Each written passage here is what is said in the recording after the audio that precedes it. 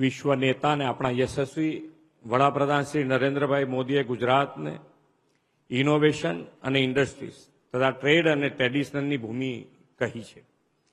વેપાર આપણો સદીઓ જૂનો ઇતિહાસ છે અને વેપારી રાજ્ય તરીકે તો ગુજરાતની ગ્લોબલ ઇમેજ છે.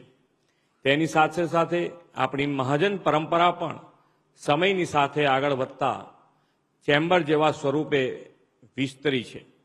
જીસીસીઆઈની જે નવી ટીમ આજે પદભાર સંભાળી છે તે ટીમ પણ એ જ પરંપરાને આવનારા વર્ષોમાં યથાવત રાખશે તેવો મને વિશ્વાસ છે.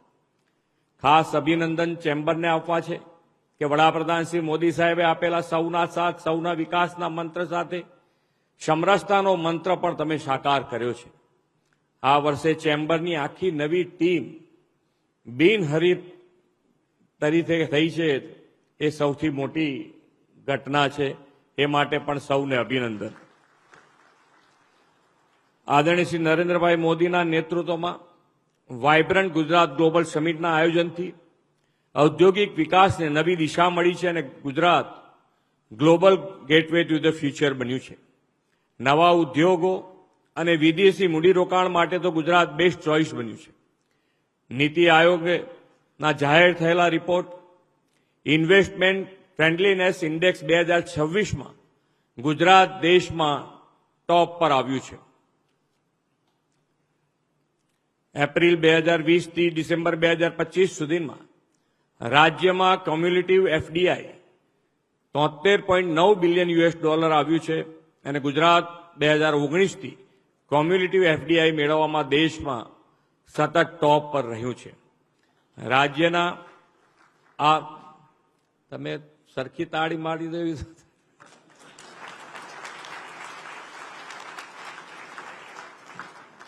આમાં તાળી પાડીએ એટલે આપણા બધા માટે તાળી છે. આ તો ગુજરાતી તો છે જ ને આપણે બધા.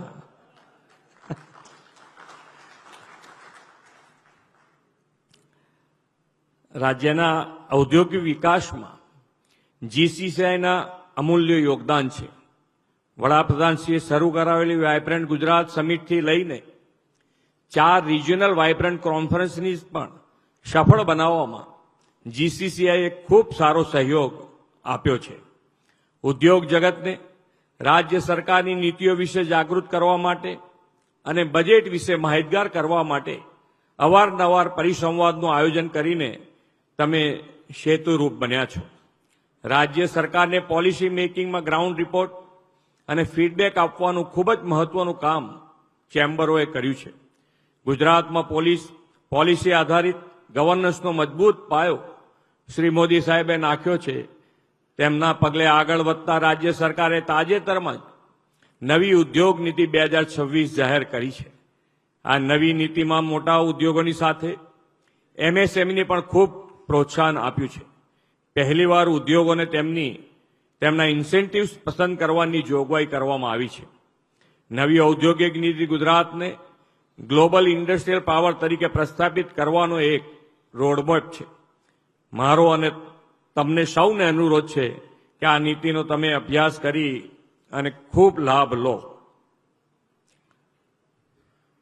વડાપ્રધાનશ્રીના નેતૃત્વમાં ગુજરાત દેશના ગ્રોથ એન્જિનથી global gateway to the India બન્યું છે. હવે ગુજરાત દેશના સોફ્ટ પાવર અને રાઇઝિંગ સેક્ટરનું લીડર બનવા તરફ આગળ વધી રહ્યું છે. તાજેતરમાં વડાપ્રધાનશ્રીના નેતૃત્વમાં સ્વદેશી ટેકનોલોજી આધારિત 2 મોટી ગૌરવરૂપ ઘટનાઓ થઈ છે. દેશની પહેલી હાઇડ્રોજન ટ્રેન દોડતી થઈ છે. શ્રી મોદી સાહેબે કરેલી આ ટ્રેન જેવી પહેલથી ભારત વિકસિત દેશો સામે સજ્જતાથી ઊભું રહ્યું છે. તેના એક જ દિવસ પછી ભારતના સ્પેસ સ્ટાર્ટઅપ દ્વારા બનાવવામાં આવેલું વિક્રમ-1 આર્બિટિક રોકેટ લોન્ચ થયું છે. ગુજરાત સરકાર પણ ઉભરતા ક્ષેત્રોને પ્રોત્સાહન આપે છે. તાજેતરમાં ડેટા સેન્ટર પોલિસી જાહેર કરી છે. ગિફ્ટ સિટીમાં એઆઈ સેન્ટર ફોર એક્સેલન્સ કાર્યરત થયું છે. આદરણીય વડાપ્રધાનશ્રીએ છેલ્લા 6 મહિનામાં ગુજરાતમાં 3 સેમિકન્ડક્ટર પ્લાન્ટનું લોકાર્પણ કર્યું છે. તેના કારણે ગુજરાત હવે ગ્લોબલ સપ્લાય ચેઇનનું મહત્વનું પ્લેયર બન્યું છે. વડાપ્રધાન શ્રી નરેન્દ્રભાઈ મોદીના નેતૃત્વમાં આપણે 5 ટ્રિલિયન ઇકોનોમી અને વિકસિત ભારતના નિર્માણ તરફ ઝડપથી આગળ વધી રહ્યા છીએ. તેમની પ્રેરણાથી ગુજરાતને વિશ્વનું ઇનોવેટિવ અને સસ્ટેનેબલ ઇન્ડસ્ટ્રીયલ ડેસ્ટિનેશન બનાવવામાં અને make in Gujarat make for the વર્લ્ડના લક્ષ્ય સાથે રાજ્ય સરકાર ઉદ્યોગોને પ્રોત્સાહન આપી રહી છે. રાજ્ય સરકાર હર હંમેશ નાના મોટા સૌ ઉદ્યોગ ધંધા અને વેપારીઓની પડખે ઊભી રહી છે અને ઊભી રહેતી આવી છે અને આવશે પણ. વિકસિત ગુજરાતથી વિકસિત ભારત 2047 બનાવવા આપણે સૌ સહિયારા પ્રયાસથી આગળ વધીએ એ જ અભ્યર્થના સાથે વિરમું છું. ભારત માતા કી જય. વંદે માતરમ. જય જય ગરવી ગુજરાત.